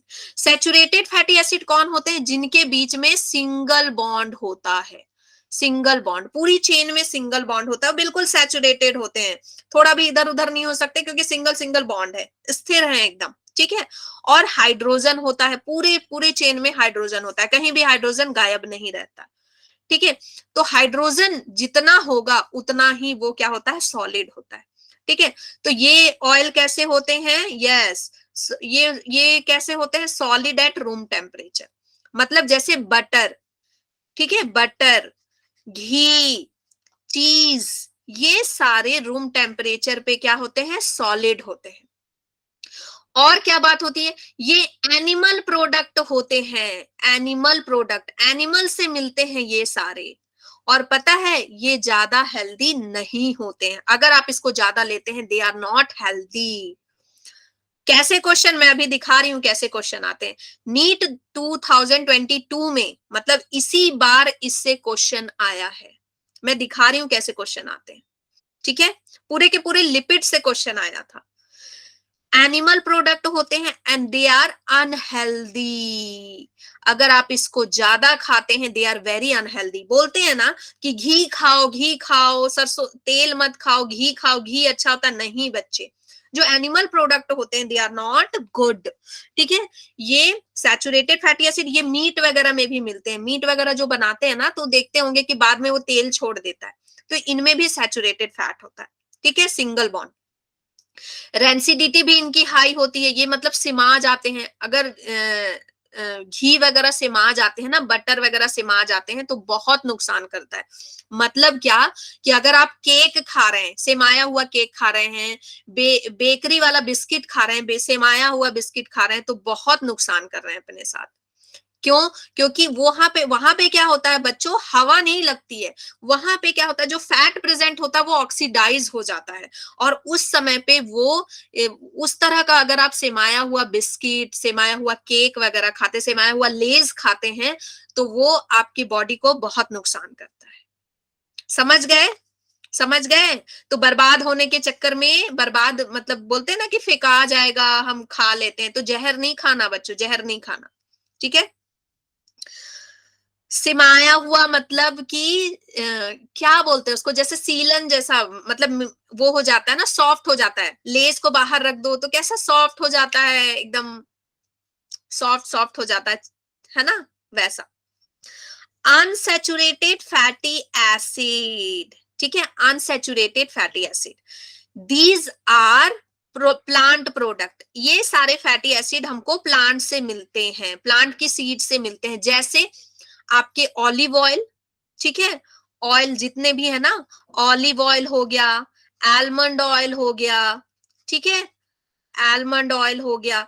तो जितने ऑयल होते हैं ये सारे प्लांट प्रोडक्ट होते हैं, and they are unsaturated fatty acid, and they are healthy, they are healthy, healthy होते हैं बच्चों। क्यों? क्योंकि इनमें डबल बॉन्ड पाया जाता है। अनसैचुरेटेड कौन होते हैं? जिनमें डबल बॉन्ड पाया जाता है। जितना ज्यादा double bond, higher the double bond, higher the double bond, है ना, healthier, healthier the oil, healthier the oil, ठीक है, जितना ज्यादा डबल बॉन्ड होगा उतना ज्यादा हेल्दी होगा ऑयल, ठीक है।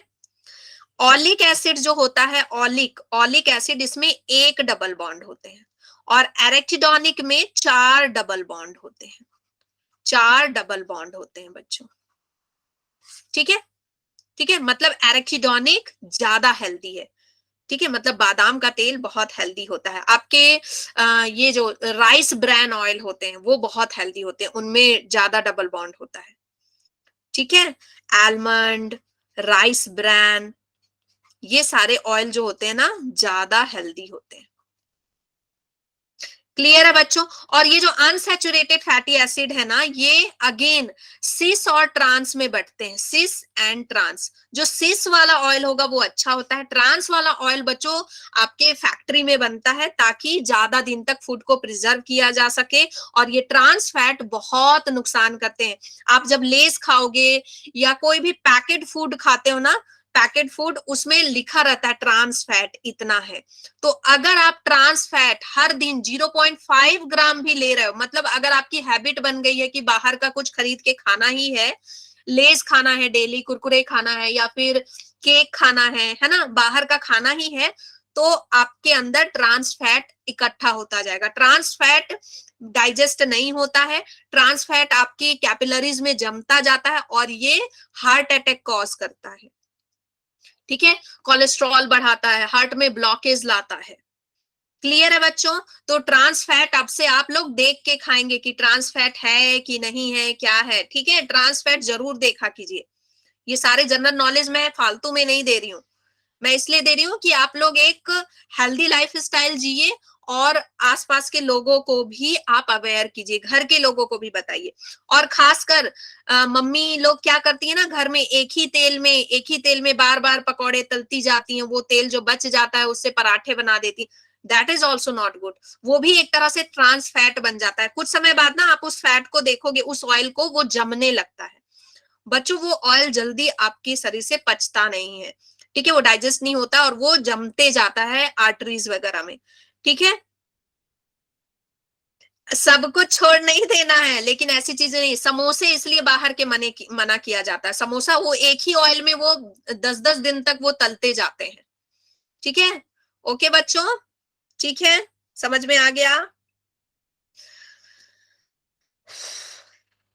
मजा आ गया क्लास में, नहीं? पिज्जा घर में बनाओ, अच्छा है। हाँ, पिज्जा थोड़ा हेल्दी ही होता है जब अगर ज्यादा चीज ना डालो तो, है ना, और मैदे वाला पिज्जा ना हो तो, आटे वाला पिज्जा। चल, ग्लिसरॉल, ग्लिसरॉल हमने पढ़ा, लिपिड का एक और मतलब कंटेंट होता है ना।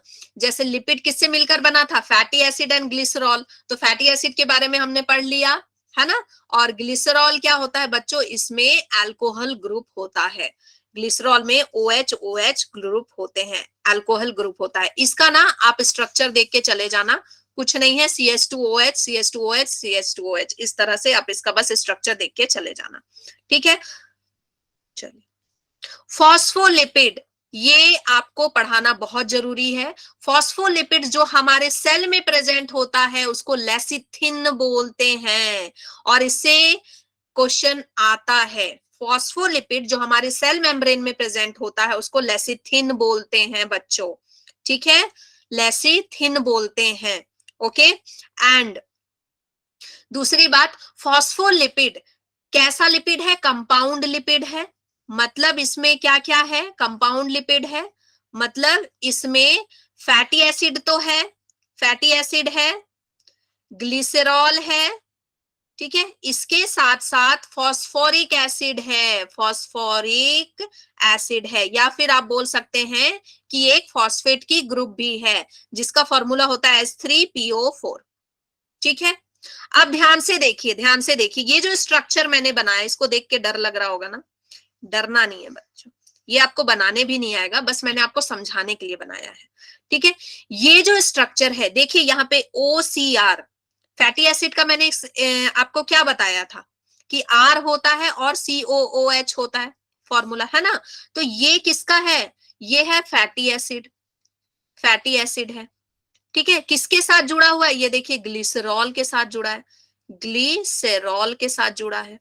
तो ग्लिसरॉल और फैटी एसिड मिलके क्या बनाते हैं? लिपिड। तो ये लिपिड वाला पार्ट है, फॉस्फोलिपिड का लिपिड वाला पार्ट है। फॉस्फोलिपिड का डायग्राम कैसा होता है? ऐसा, ऐसे करके, है ना, ये ऐसा ऐसा होता है। ये बच्चों लिपिड वाला पार्ट है। ये कौन सा है? लिपिड वाला पार्ट। मैंने उल्टा बना दिया यहाँ पे, एक्चुअली डायग्राम यही होता है ना। और ये जो पार्ट है बच्चों, ये जो पार्ट है ये क्या है? देखिए यहाँ पे फॉस्फेट है, फॉस्फेट है। नहीं, डायग्राम स्ट्रक्चर बनाने नहीं आएगा, मैंने बस समझाने के लिए बनाया, ठीक है। ये हो गया फॉस्फेट वाला कि किस तरह से ये बनता है डायग्राम, ये फॉस्फेट वाला पार्ट है। तो एक्चुअली होता क्या है बच्चों, ध्यान से देखिएगा, मैंने क्या बताया था, ग्लिसरॉल के साथ 3 फैटी एसिड प्रेजेंट होती है। जब ये इसमें से एक फैटी एसिड नहीं, नीट में भी नहीं आएगा, एक फैटी एसिड जाके ऊपर चिपक जाती है, ये ऐसे स्ट्रक्चर बन जाता है। 2 टांगे जो है ना, 2 फैटी एसिड यहीं के यहीं रहती है, और एक फैटी एसिड फॉस्फेट के साथ मिलकर यहां चिपक जाता है, ऐसे करके ऐसे बन जाता, फॉस्फेट बन जाता है। तो इसी को फॉस्फोलिपिड बोलते हैं। ये क्या है? फॉस्फेट पार्ट है, ये ग्लिसरॉल है, ये आपका लिपिड पार्ट है, ठीक है। इसी को फॉस्फोलिपिड बोलते हैं। अब सारे बच्चे एनसीईआरटी का पेज नंबर 144 निकालेंगे, पेज 144, पेज 144, ठीक है। ये देखिए बच्चों, यही क्वेश्चन आया था, ठीक है। ये पेज 144 में ज्विटर आयन के नीचे जो दिया है ना, वो पूरा का पूरा पैराग्राफ दे दिया है नीट ने, पूरा का पूरा पैराग्राफ दे दिया और उसी से क्वेश्चन आया है। देखिए क्या क्वेश्चन है कि कौन सा सही है कौन सा गलत है। तो अभी हमने पढ़ा lecithin found in plasma membrane, क्या उसको ग्लाइकोलिपिड बोलते हैं? लेसिथिन जो प्लाज्मा मेम्ब्रेन में मिलता है उसको ग्लाइकोलिपिड बोलते हैं? नहीं, उसको क्या बोलते हैं? फॉस्फोलिपिड, फॉस्फोलिपिड बोलते हैं। सैचुरेटेड फैटी एसिड में डबल बॉन्ड होते हैं? नहीं, अनसैचुरेटेड में होते हैं। देखिए अब आप आंसर कर पा रहे हैं ना। जिंजली ऑयल, जिंजली ऑयल की जगह कोई भी ऑयल दिया है, कोई भी ऑयल दिया हो, उसका मेल्टिंग पॉइंट क्या होता है? लो होता है, हमेशा वो ऑयल ही रहता है। विंटर में भी क्या रहता है? ऑयल ही रहता है, ये सही बात है। लिपिड इनसॉल्युबल इन वाटर होते हैं, ये सही बात है। फैटी एसिड जब ग्लिसरॉल के साथ मिलता है तो मोनोग्लिसराइड बनाता है, सही बात है, ठीक है, ये तीनों सही है। तो page number 144 is very very important. Okay, अब बच्चों मैं थोड़ा ना फास्ट जाऊंगी, थोड़ा फास्ट जाऊंगी क्योंकि मुझे कंप्लीट करना है, और आप भी मेरे साथ थोड़ा साथ देंगे, क्लास में थोड़ा रुकेंगे, कोई भी कहीं नहीं जाएगा। Okay, nucleic acid, nucleic acid क्या होता है बच्चों? न्यूक्लिक एसिड होते हैं डीएनए एंड आरएनए, ये हमारे जेनेटिक मटेरियल होते हैं। इसी की वजह से हमारा जो कैरेक्टर है बच्चों में जाता है, या हमारे मम्मी पापा के कैरेक्टर हम में आए हैं, ठीक है। डीएनए एंड आरएनए, बच्चों को जब पूछा जाता है न्यूक्लिक एसिड क्या होते हैं तो बता नहीं पाते। भाई क्यों नहीं बता पाते? देखो नाम में ही लिखा है न्यूक्लिक एसिड, तो सीधे बोलो ना कि DNA is nucleic acid, RNA is nucleic acid. क्या लिखा है? Deoxy ribo nucleic acid, ribo nucleic acid. तो ये दोनों क्या है? Nucleic acid. ठीक है, न्यूक्लिक एसिड। इसका फॉर्मूला क्या होता है? C5H10O5। इसका फॉर्मूला क्या होता है? C5H10O4। इसीलिए एक ऑक्सीजन कम होता है, इसलिए इसको डीऑक्सी बोलते हैं। बता रही हूं यस। ठीक है, इसीलिए इसको डीऑक्सी बोलते हैं बच्चों, डीऑक्सी। मतलब एक ऑक्सीजन डिलीटेड है, एक ऑक्सीजन कम होता है इसमें। ठीक है, अब ध्यान से देखिए, ये जो है न्यूक्लिक एसिड, ये पॉलीमर होते हैं न्यूक्लियोटाइड के। मतलब बहुत सारे न्यूक्लियोटाइड मिलकर न्यूक्लिक एसिड बनाते हैं। बहुत सारे न्यूक्लियोटाइड मिलते हैं। न्यूक्लियोटाइड देखिए, यहाँ पे न्यूक्लियोटाइड होगा, बहुत सारे न्यूक्लियोटाइड्स मिल करके क्या बना रहे हैं? आपके डीएनए और आरएनए बना रहे हैं, न्यूक्लिक एसिड बना रहे हैं। ठीक है, अब मैम ये न्यूक्लियोटाइड क्या है? न्यूक्लियोटाइड क्या है? ठीक है, न्यूक्लियोटाइड क्या है? एज्यूम कीजिए कि न्यूक्लियोटाइड एक लड्डू है। ठीक है, न्यूक्लियोटाइड एक लड्डू है। ओके, अब लड्डू किस किस चीज से मिलके बना है? चीनी से। देखिए यहां सही में चीनी है, शुगर है ना। कौन सा शुगर है? Ribose sugar. कौन सा शुगर है? Ribose sugar. ओके, बेस से मिलके बना है। बेस को आप एज्यूम कर सकते हैं एज अ लाइक काजू किशमिश, लड्डू में डालेंगे ना आप, है ना। तो कितने तरह के बेस होते हैं? 5 तरह के, 5 types. Adenine, guanine, cytosine, thymine, uracil. Okay, और क्या होता है? फॉस्फेट होता है। और क्या होता है इसमें? फॉस्फेट होता है। न्यूक्लियोटाइड किस किस चीज का मिलकर बना है? शुगर, बेस और फॉस्फेट।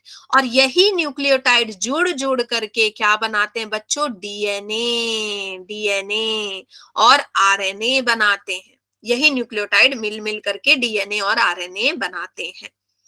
ठीक है, ठीक है, इसकी हिस्ट्री वगैरह मैं कभी आपको पढ़ाऊंगी कि कैसे इसकी खोज हुई थी। डीएनए की खोज वॉटसन एंड क्रिक ने की थी। डीएनए की खोज वॉटसन एंड क्रिक ने की थी। उनको नोबेल प्राइज मिला था इसके स्ट्रक्चर के लिए। वॉटसन एंड क्रिक, याद रखिएगा, नोबेल प्राइज मिला था उनको, नोबेल प्राइज। ठीक है, और ध्यान से सुनिए, ये जो राइबोज होता है उसका स्ट्रक्चर कैसा होता है? ऐसा। ठीक है, ऐसा। ओके, अब ये जो राइबोज हैं, इनका टोटल न्यूक्लियोटाइड का स्ट्रक्चर कैसा होता है मैम? ये ऐसे होते हैं। ठीक है, यहां कार्बन 1 है, कार्बन 2, कार्बन 3, कार्बन 4 और यहाँ पे कार्बन 5 होता है। ठीक है, कार्बन 1 में बच्चों बेस जुड़ता है। कार्बन 1 के साथ क्या जुड़ता है? बेस जुड़ता है। ये आपका बेस। ठीक है, और कार्बन 5 के साथ क्या जुड़ता है? फॉस्फेट जुड़ता है। ये इसका न्यूक्लियोटाइड का कंप्लीट स्ट्रक्चर है, कंप्लीट स्ट्रक्चर है। ठीक है, अब इधर बगल में कोई और न्यूक्लियोटाइड होगा, बगल में कोई और न्यूक्लियोटाइड होगा, ऐसे करके। तो इसका बेस ये है, ऐसे करके। ठीक है, समझ गए? अब ध्यान से देखिए कि बॉन्डिंग कौन कौन सी होती है, इनके बीच में बॉन्ड कौन कौन सा होता है। ओके, अगर दो बेस के बीच में बॉन्ड है तो कौन सा बॉन्ड होगा? दो बेस के बीच में हाइड्रोजन बॉन्ड, हाइड्रोजन बॉन्ड। ठीक है, सुगर और बेस के बीच में, मतलब ये सुगर है आपका, ये सुगर है और बेस, यहाँ सुगर और बेस के बीच में जो बॉन्ड प्रेजेंट है उसको कौन सा बेस बोलते हैं? Glycosidic, glycosidic. यहां मैं 1 लिख देती हूं, यहाँ 2। ठीक है, सुगर और फॉस्फेट के बीच में, सुगर और फॉस्फेट के बीच में कौन सा बॉन्ड है? कौन सा बॉन्ड है बच्चों? फॉस्फोईस्टर, फॉस्फोईस्टर। इसको बहुत ध्यान से सुनिए, बहुत ध्यान से सुनिए। ठीक है, अगर मान लीजिए 2 न्यूक्लियोटाइड मैं बनाती हूँ, यहाँ पे और एक न्यूक्लियोटाइड बनाती हूँ, इन दोनों के बीच में कौन सा बॉन्ड है? कौन सा बॉन्ड है बच्चों? फॉस्फो डाईईस्टर, डाईईस्टर। ठीक है, ये सारे बॉन्ड इसमें प्रेजेंट होते हैं, इतने सारे। ठीक है, अब ध्यान से सुनिएगा, बेस और सुगर, ठीक है, बेस मतलब कि ये जो मैंने सुगर बनाया था, सुगर का स्ट्रक्चर और बेस, अगर ये दोनों सिर्फ जुड़ते हैं, अगर ये दोनों हैं सिर्फ, तो उसको बोलते हैं न्यूक्लियोसाइड। अगर इसके साथ फॉस्फेट भी है तो तीन लोग हैं ना, 1 2 3, तो ये क्या हो जाता है, न्यूक्लियोटाइड। क्या हो जाता है, न्यूक्लियोटाइड। तीन लोग हैं, 1 2 एंड 3, 3 लोग हैं तो टाइड, 2 लोग हैं तो साइड। बस ये याद रखना है, 2 लोग में सुगर और बेस जुड़ेगा, फॉस्फेट बाद में आएगा, फॉस्फेट हमेशा बाद में आएगा। ठीक है, तो न्यूक्लियोटाइड कब बनता है, जब फॉस्फेट भी जुड़ जाता है। अब ध्यान से सुनिए कि जो बेस होते हैं ना, बेस, बेस एडेनिन होता है, ठीक है, ग्वानिन होता है, साइटोसिन होता है और थाइमिन होता है। सॉरी मैंने उल्टा लिखा, मैं इसको ऐसे लिख देती हूं ताकि आपको याद कराना इजी हो जाए। ठीक है, थाइमीन होता है और साइटोसिन होता है। एडेनिन को ना हमेशा थाइमीन के साथ अच्छा लगता है, एडेनिन हमेशा थाइमीन के साथ सिंगल बॉन्ड बनाएगा। ठीक है, दोस्ती है दोनों में। मतलब कि अगर मैं ये डीएनए बना रही हूं तो यहाँ पे एडेनिन है तो यहाँ क्या होगा, थाइमीन। यहाँ पे एडेनिन है तो यहाँ क्या होगा, थाइमीन। जितने बार एडेनिन आएगा उतने बार थाइमीन आएगा। अगर मैं ग्वानिन लिखती हूं तो वहां पे क्या आएगा, साइटोसिन। इधर ग्वानिन लिखती हूं तो इधर क्या आएगा, साइटोसिन। समझ गए? तो ग्वानिन और साइटोसिन लेकिन डबल बॉन्ड के साथ होते हैं, डबल हाइड्रोजन बॉन्ड। ठीक है, यहां पे क्या है, सिंगल, सिंगल हाइड्रोजन बॉन्ड। ठीक है, और यहां पे क्या है, डबल हाइड्रोजन बॉन्ड। ठीक है, ये याद रखना है आपको। ओके, अब एक रूल है बच्चों, एक रूल है चारगाफ्स रूल, चारगाफ्स रूल।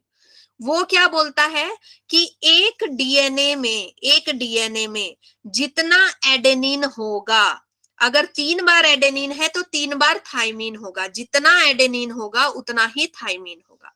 जितना ग्वानिन होगा, अगर 2 बार ग्वानिन है तो 2 बार साइटोसिन होगा, उतना साइटोसिन होगा। ठीक है, ठीक है, thymine, thymine, thymine, cytosine, cytosine. तो देखिए यहां क्या लिखा है, ए प्लस जी। ए प्लस जी मतलब 3 मैंने बनाया ना, 1 2 3। ठीक है, 3 एडेनिन बनाया प्लस 2 ग्वानिन बनाया, और इधर भी 3 थाइमीन बना और 2 ग्वानिन, तो हो गए ना दोनों बराबर। वही चीज लिखा है बच्चों चारगाफ्स रूल। बहुत इजी वे में मैंने आपको समझा दिया है चारगाफ्स रूल, अब नहीं भूलिएगा। एक और बात, एक और ट्रिक मैं दे ही देती हूं आपको।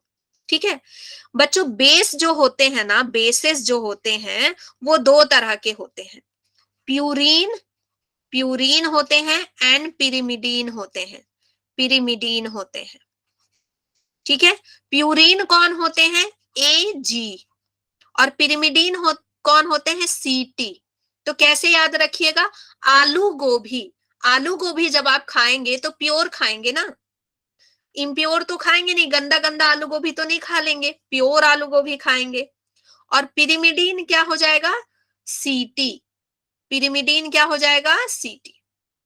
तो प्यूरिन को याद रखिएगा, एजी प्यूरिन में आता है। और एडेनिन हमेशा थाइमीन के साथ ही पेयर करता है, बट इन आरएनए, आरएनए के केस में एडेनिन जो है ना अपना दोस्त बदल लेता है, वो यूरासिल के साथ मिल जाता है।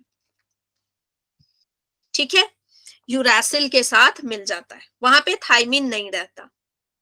क्लियर है, ये सब समझ में आ गया बच्चों? ये बस स्ट्रक्चर है जो मैंने बताया, वही सब है। ठीक है, बोलो तो मैं मेटाबोलाइट भी पढ़ा दूं, अगर आप लोगों का कोई ट्यूशन वगैरह नहीं है तो मैं मेटाबोलाइट भी पढ़ा दूं। ज्यादा टाइम नहीं लगेगा मेटाबोलाइट में, ज्यादा टाइम नहीं लगेगा, क्योंकि मैं चाह रही हूं ना कि नेक्स्ट क्लास में हम प्रोटीन स्टार्ट कर दें, है ना। ज्यादा टाइम नहीं लगेगा, मुझे लगता है मुश्किल से 5 मिनट लगेंगे। ठीक है, चलो, मेटाबोलाइट्स, मेटाबोलाइट्स क्या होते हैं? मेटाबोलाइट्स वो प्रोडक्ट होते हैं, वो सारे केमिकल आपकी बॉडी में जो बनते हैं ड्यूरिंग मेटाबॉलिज्म। मेटाबॉलिज्म प्रोसेस हम समझे थे ना, कि जैसे अगर डाइजेशन है, रेस्पिरेशन है, इन सब प्रोसेस के दौरान अगर कोई केमिकल बनता है आपकी बॉडी में, उसको मेटाबोलाइट्स बोलते हैं। ठीक है, जैसे कि बच्चों मैंने कार्बोहाइड्रेट खाया, ठीक है, मैंने रोटी खाई, ओके, उससे क्या बना बच्चों? यस, मेटाबॉलिज्म मतलब कैटा प्लस एना। मैंने कार्बोहाइड्रेट खाया, कार्बोहाइड्रेट खाने के बाद वो किस में बदला? ग्लूकोज में। अब वो जो ग्लूकोज बना वो क्या है? मेटाबोलाइट है। क्यों? क्योंकि ग्लूकोज अगेन केमिकल प्रोसेस में जाएगा। अगर ग्लूकोज अगेन केमिकल प्रोसेस में नहीं जाता तो वो मेटाबोलाइट नहीं कहलाएगा। ठीक है, वो ग्लूकोज बना, अब ग्लूकोज से क्या बनेगा? पाइरुवेट बनेगा, पाइरुवेट से एसिटाइल कोएंजाइम बनेगा, फिर वो एटीपी बनेगा। ठीक है, एनर्जी में बदलेगा। ओके बच्चों, तो वो क्या हो गया? मेटाबोलाइट हो गया। मेटाबोलाइट क्या होते हैं? ऐसे प्रोडक्ट जो आपकी बॉडी में बनते हैं ड्यूरिंग मेटाबॉलिज्म एंड आपके लिए हेल्पफुल होते हैं। लेकिन कुछ मेटाबोलाइट हेल्पफुल नहीं होते। ठीक है, तो मेटाबोलाइट को दो भाग में हम बांटते हैं, primary and secondary. Primary metabolite वो मेटाबोलाइट होते हैं जो आपके लिए हेल्पफुल होते हैं, आपकी बॉडी में बनते हैं और आप ही उसको यूज करते हैं। सेकेंडरी मेटाबोलाइट वो होते हैं जो बनाते तो आप हैं लेकिन यूज कोई और करता है। लेकिन अच्छी लकी बात यह है कि हम ऐसा कुछ भी नॉन प्रोडक्टिव चीज नहीं बनाते हैं जिसको कोई और यूज करे। ऐसा कौन करता है? प्लांट करते हैं, बैक्टीरिया करते हैं, फंगाई करते हैं, तो उनकी चीजों को हम यूज कर लेते हैं। ठीक है, इंसान बड़ा लालची है ना। प्राइमरी मेटाबोलाइट्स कौन है? जो हमारी बॉडी में बनते हैं during growth and development and हम इसको यूज कर लेते हैं फिजियोलॉजिकल फंक्शन के थ्रू। ठीक है, जैसे amino acid, sugar, vitamin, vitamin भी हमारे बॉडी में बनते हैं और हम उसको खुद ही यूज करते हैं। और सेकेंडरी मेटाबोलाइट कौन होते हैं? जो ग्रोथ एंड डेवलपमेंट के लिए जरूरी नहीं है, प्राइमरी मेटाबोलाइट्स की वजह से बन जाते हैं। कुछ प्राइमरी मेटाबोलाइट बनते हैं, उनकी वजह से ये बन जाते हैं। एंड बच्चों, ये बहुत हेल्पफुल होते हैं ह्यूमन के लिए और इकोलॉजिकली बहुत एनवायरमेंट के लिए हेल्पफुल होते हैं। ठीक है, और ये कौन बनाते हैं? प्लांट बनाते हैं और दूसरे फंगाई, बैक्टीरिया ये लोग बनाते हैं। जैसे कि रबर, रबर प्लांट बनाते हैं, उनके काम का नहीं होता, हम यूज कर लेते हैं। ठीक है, एंटीबायोटिक्स बन जाता है पेनिसिलिन वगैरह से, तो वो हम यूज कर लेते हैं। ठीक है, ओके। स्पाइसेस, मसाले प्लांट बनाते हैं लेकिन बेचारे वो यूज नहीं कर पाते मसाले को। मसाले कौन खाता? हम खाते हैं, हम मजे लेते हैं, है ना। ठीक है, परफ्यूम हो गया, खुशबू, खुशबू, फ्लावर खुशबू का क्या करते हैं? कुछ नहीं करती है ना, बस वो अट्रैक्ट करने के लिए जो भी यूज होता है, लेकिन बाकी हम यूज करते हैं उसको। ठीक है, पिगमेंट्स, ये बच्चों सेकेंडरी मेटाबोलाइट का ये जो डायग्राम है ना आपकी एनसीईआरटी बुक का, this is very very important. बहुत क्वेश्चन आते हैं, हर साल क्वेश्चन आते हैं इससे। क्या क्वेश्चन आता है? या तो आपको मैच द फॉलोइंग दे देगा, या आपको पूछेगा कि कौन कैनावेलिन ए क्या है। ठीक है, कौन कैनावेलिन ए तो एनटीए का फेवरेट क्वेश्चन है। कौन कैनावेलिन ए? लैक्टीन्स है। ठीक है, लैक्टीन्स क्या होते हैं? प्रोटीन जो कि कार्बोहाइड्रेट के साथ रहते हैं। ठीक है, लैक्टीन्स है। आपको ऑप्शन में आएगा कि कौन कैनावेलिन लैक्टीन है, टॉक्सिन है, एल्कलॉइड है, क्या है। इस तरह से कुछ भी पूछेगा और पूछेगा कि वो क्या होते हैं। ठीक है, पूछेगा मॉर्फिन क्या है, मॉर्फिन ड्रग है, ठीक है, पॉलीमेरिक सब्सटेंस है, क्या है। ओके, तो कौन कैनावेलिन को एकदम डबल मार्क, ट्रिपल मार्क, इससे क्वेश्चन आता है। राइसिन से क्वेश्चन आता है बच्चों। राइसिन जो है ना, ऐसा टॉक्सिन होता है, ये आपके निकलता है कैस्टर ऑयल से, कैस्टर की सीड से निकलता है, सॉरी, कैस्टर की सीड से निकलता है। ये हाईली टॉक्सिन होता है, इतना ज्यादा टॉक्सिन होता है कि अगर कोई सुई में उसको लगा ले और आपको ऐसे चुभा देना तो वहीं आपको हार्ट अटैक आ जाएगा, इतना ज्यादा होता है। ठीक है, ये जल्दी मिलता नहीं है। ठीक है, ये जल्दी मिलता नहीं है, इतना ज्यादा टॉक्सिन होता है ये। एक बूंद ही इसकी काफी होती है किसी का हार्ट अटैक कराने के लिए। दूसरा बच्चों, आपको विन ब्लास्टिंग, नहीं, इसका ट्रिक मैं बना दूंगी। ठीक है, विन ब्लास्टिंग, विन ब्लास्टिंग बच्चों आपका सदाबहार फूल देखे हो? सदाबहार फूल आपके आसपास मिलता होगा, इस तरह की पत्तियां होती हैं, ऐसा फूल होता है, और पर्पल कलर का, व्हाइट कलर का, पिंक कलर का, 3 कलर में आता है ये। और ये हर जगह आसपास मिल जाता है और इजिली जब भी आप इसको तोड़ोगे बहुत जल्दी मुरझा भी जाता है। ठीक है, ये सदाबहार के फूल से, हाँ जानती है ना राधिका, हाँ, यस। तो सदाबहार का फूल अगर आप खाते हैं ना, डेली या वीकली भी खाते हैं, तो ये ना कैंसर का ट्रीटमेंट, विंड ब्लास्टिंग यूज करता है कैंसर के ट्रीटमेंट में। ठीक है, विंड ब्लास्टिंग को यूज किया जाता है कैंसर के ट्रीटमेंट में। तो कैंसर ठीक करता है, ब्लड कोलेस्ट्रॉल को रिड्यूस रखता है, बीपी को कम करता है, डायबिटीज को कंट्रोल रखता है। अगर आपके घर के आसपास किसी को डायबिटीज है, घर में किसी को डायबिटीज है, या कोई कैंसर पेशेंट है, तो आप उसको बता सकते हैं कि ये फूल खाया कीजिए।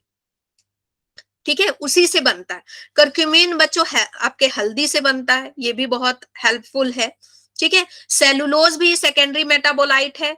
बच्चे पूछते हैं कि मैम सेकेंडरी मेटाबोलाइट में सेलुलोज कैसे आता है, प्लांट तो सेलुलोज का यूज करते हैं।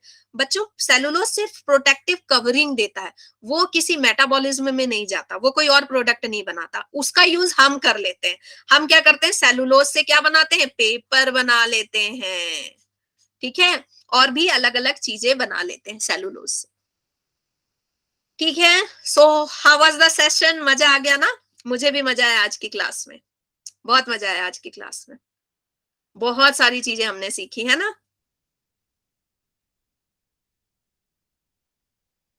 यस, बहुत सारी चीजें आप सीख के जा रहे हैं, नई नई। हाँ, मिक्सअप तो था क्योंकि बहुत सारी चीजें थी ना, बहुत सारे टॉपिक्स थे। हम्म। आप एक बार बस ना इसका नोट्स पढ़ लेंगे, एक बार और वीडियो देख लेंगे, तब ये सेशन मतलब ऐसा है कि आपको फिर इसमें फुल मार्क्स मिलेंगे बच्चों। सदाबहार, बहुत मजा आया। चलो, थैंक यू बच्चों, थैंक यू अच्छे फीडबैक्स के लिए। है ना, मुझे भी पढ़ाने में मजा आया, मेरे बच्चों को भी पढ़ने में बहुत मजा आया। Very interesting. ओके। हाँ, आप एक बार दोबारा भी क्लास में आ सकते हैं, 9 to 10 वाली में। हाँ, मैं ही रहूंगी। बहुत से बच्चे ये वाला सेशन ना दोबारा-दोबारा देखे हैं। बहुत सारे बच्चे, हाँ, आप भी आ जाओ, ठीक है? ओके, ग्रेट बच्चों, बाय। बहुत टाइम मैंने आज आपका ले लिया। Thank you, same to you बच्चों, हैव अ गुड डे।